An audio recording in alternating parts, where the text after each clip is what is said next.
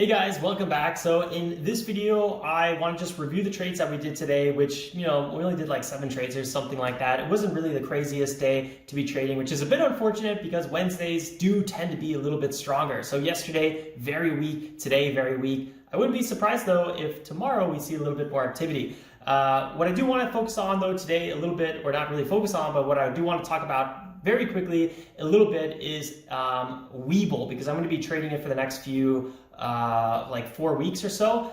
I have a small account there. Let's see how it goes. Maybe I will be using Webull a little bit more. There's a few advantages and some disadvantages I already want to talk about. And then within a month, I want to come out with a full Webull desktop review video. But for now, I'll be sharing what I already learned. So let's get into it now. Don't forget to drop a like, guys, if you enjoy the content. If you're totally new here, remember we go live every morning at 9:15 a.m. to review the watch list, trade the market open. Love to see you there and have you join the community. Don't forget to subscribe. Hit that bell icon too. Let's dive into the charts.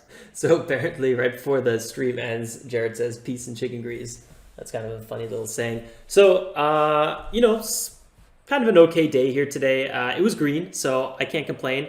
And let's quickly go here to the unlimited account. This is the day trading one. And yeah, we're up $70. Nothing crazy. We're up on the week, which is really, really nice. Monday was green day.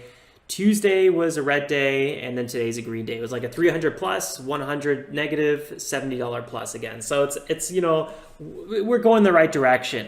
Yesterday we had so many TOS issues. I think that threw me off quite a bit, but I wasn't on my game yesterday anyway to begin with. Yeah, so getting the wheels here started again. And what I want to quickly talk about before we go into the trade reviews is here's the Webull desktop app, and I was playing around with this a little bit pre-market. I kind of tripped over myself a lot using this order book because this is different than this over here, which is different than add an order over here. I'm going to show you guys like I'm going to keep doing this for like 2-3 weeks and then do a whole entire kind of review on this Webull app. One thing I like off the bat already, and there's actually 2 things I like off the bat with Webull. I got to say right away. And the first thing is Webull uses much less computer resources. I have a 16 gigabyte RAM computer laptop, and it's pretty good laptop. But when I'm streaming, I have TOS open, I have a browser open. It gets too much for my laptop. So you can see it right here that XSplit Broadcaster, for example, uses quite a bit of memory, but TOS, it actually uses quite a lot of CPU as well, but TOS is like really up there on the memory, while Webull is like a fraction of what ThinkorSwim is. So that's quite nice. And right now, I only have one TD Ameritrade window open and only have one Webull window open. So I try to make it as similar as possible in comparison. So that's perk number 1. It uses much less energy or computer resources. I found that really, really nice. Let me actually go ahead and close this one.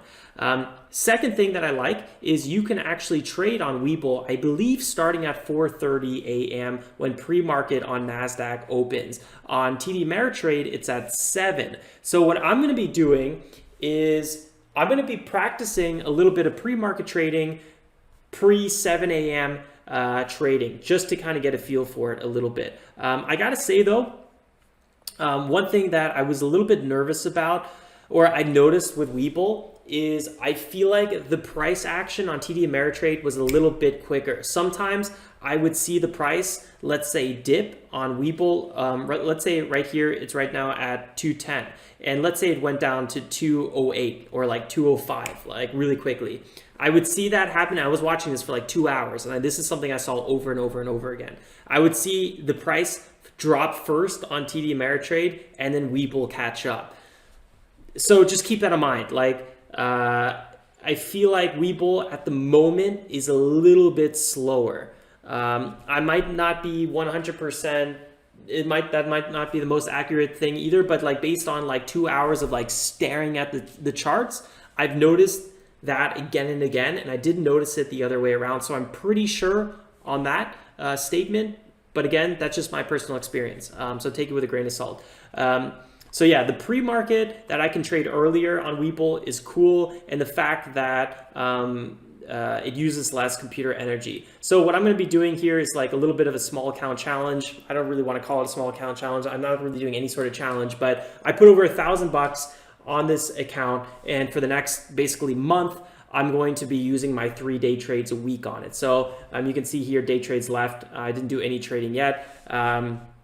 So I will be, I might do all my trades tomorrow, who knows? And then, that'll pretty much in a month be like 12 trades.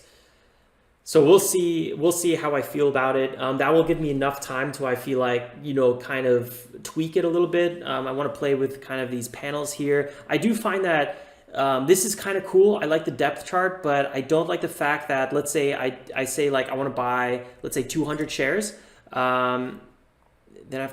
So if I say buy here, it's now 200, but this here is under a different system. So if I go to here, this is the order quantity for this one, which is different again. And then over here, I add orders, which isn't related to this one again. It's part of the trade here. I set this one up here. So it's like, I think it's I have to just get used to it. There's like a few different things that I find quite different. I also find it kind of annoying that if I do a drawing and use a trend line, it doesn't tell me like the percentage. It doesn't tell me like this is like a 5% move, which you guys know on TOS, I'm absolutely crazy about that. So TYME, our first ticker we made $20 on, TYME. What just happened? TYME. If I go like this, you can see that, percentages, this is a 10% move or something like that. I really, really do enjoy that feature. And what I've noticed actually is that works on the desktop. On the desktop, if I draw a line, if I actually have this clicked, I can keep drawing lines. I think it is. It's a bit like, you just kind of have to get used to it. Yeah, now I could just keep drawing lines. So if I have this blue, I can keep drawing lines. Are you sure?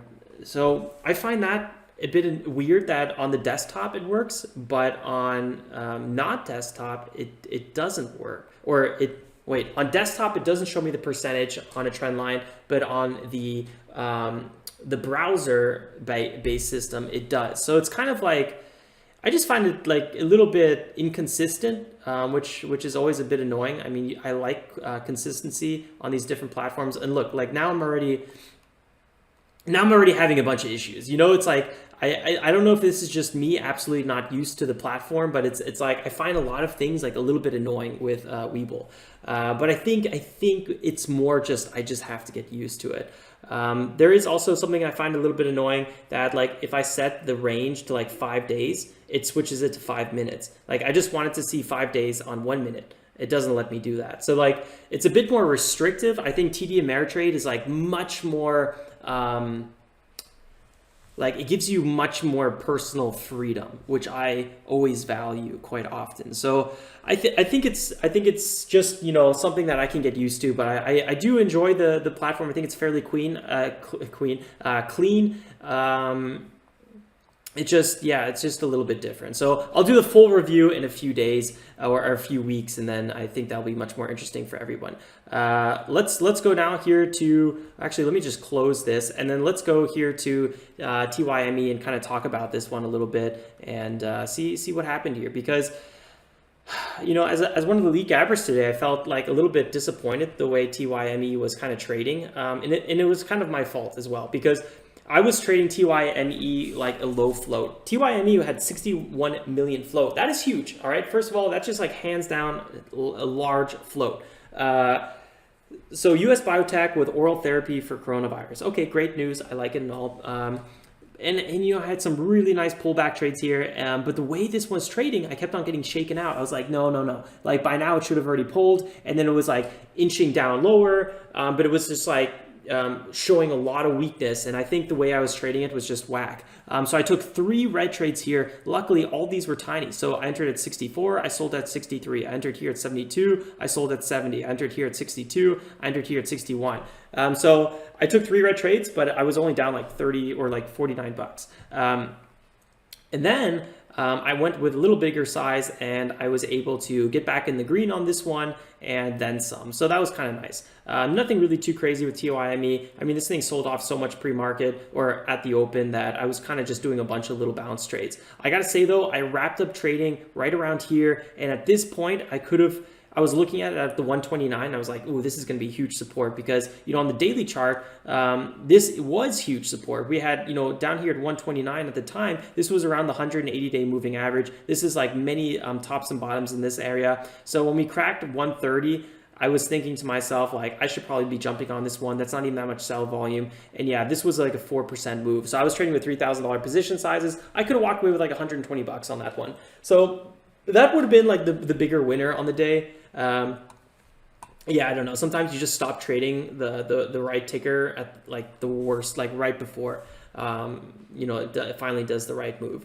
WORX, this is actually our lead gapper on the day, 8 million float, U.S. Health Info Services Company, without a catalyst though. They had like a price target increase to $7. I'm not a huge fan of price target increases. They had also news about stock options that were really not sounding too great in terms of, being an investor. And then you have, we have this move from the bottom, and I think this is just a pure bottom bounce. And we had huge resistance at 2.5 and $3. So like very weak catalyst with a huge resistance above. And that's kind of why I was a little bit weary about trading WORX. Look, today only has $200 million being traded on it today. That's like nothing for a lead gapper. So I was kind of scared about trading this one. I was waiting for flushes like this all day, but we didn't get it till about 10:15. So I could have been more aggressive with WORX. I think that's like hands down the honest truth. I was just a little bit too chicken on this one. We had a nice breakout. We had a good pullback here. We had a second beautiful pullback, mind you. I mean, this is like perfect. It goes to VWAP, 9-minute EMA, lead gapper with a low float. This is the one everyone's looking at. Jump in on it on the perfect setup. So I missed this move, whatever. Sometimes you miss moves. This one is like, I should have been a little bit ashamed of myself for missing this one, and I kind of am. This move here, I don't know, I don't think I would have been quick enough for this move. I think I would have done something silly. Again, another opportunity here at 2.5 on a big pullback. I could have maybe gotten faked out on this one, but let's say you say like, okay, well, I'm going to be risking maybe 237 because there's VWAP, good chance of a bounce. So that would be like 4% risk. But I'm looking for a break here from the high. So that would be like a possible move of like 8-10%. So I'm risking 4% to make 8-10%. This would have been a good entry again. After this part, volume fades, gets a little weak. No need to look at it anywhere in kind of this area unless you're doing some bottom bounces like I would have probably considered. And then right here, we pulled back above VWAP. We had a nice retest in the 9-minute EMA. I honestly am so upset I didn't jump on this one. I was like, I should trade this, I should trade this, I should trade this. And I was looking at go up and I was like, I missed my opportunity. So like WORX, you snooze, you lose. And I snoozed on WORX like a freaking boss. Like it was my job to snooze. Still actually ends up being the biggest winner on the day, which is funny because I only traded it once pre-market right here on a big pullback to 202. And I sold it here on the EMA retest. This was actually a beautiful pullback dip trade. This was like as good as it gets for a dip trade. So like I had at least one winner on it, but it was a little unfortunate that like I didn't get to kind of wrap up anything like too crazy today. Whatever. I'll take a small green trade or green day and kind of get back on the horse here a little bit after a red day from yesterday. I think that's really everything to talk about. One more thing to maybe mention is, but like I think we've already mentioned it enough. Because we talked about it yesterday, is we have our space trade, our swing trade, which is nicely we entered here around 1688 or at 1688. I'm looking for this ideally to continue to 20. We didn't get a lot of volume here on the breakout on the EMA, so I'm a little bit nervous about that. I wouldn't be surprised if we pulled back to the low 17s.